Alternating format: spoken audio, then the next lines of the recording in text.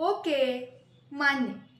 मग मला सांगावी, यापूर्वी आमच्या कंपनीकडून तुमच्या फर्मला जेवढे पण प्रोजेक्ट्स मिळाले ते सर्व माझ्यामुळेच ना.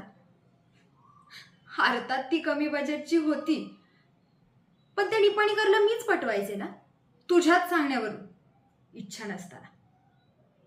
आणि केवळ का, तर त्याला कंपनी हवी असते म्हणून. तुझ्या आग्रहाखातर काय काय करावं लागले.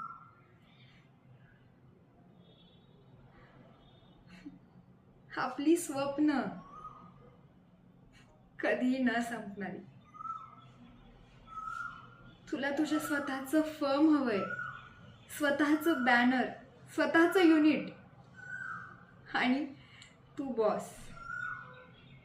अरे, तुझं स्वप्न तेच माझंही. मग काय, साड्या, पार्ट्या, नटणं. अभि, खरं तर आपल्यात फारसा फरक नव्हताच कधी. अगदी कॉलेजचे दिवस आठवून बघ ना. तुझी ऐपत नसताना तू माझ्यावर इम्प्रेशन मारण्यासाठी उधार उसनवार करून मला बाहेर न्यायचंच ना. आणि मला तर तेच आवडायचं.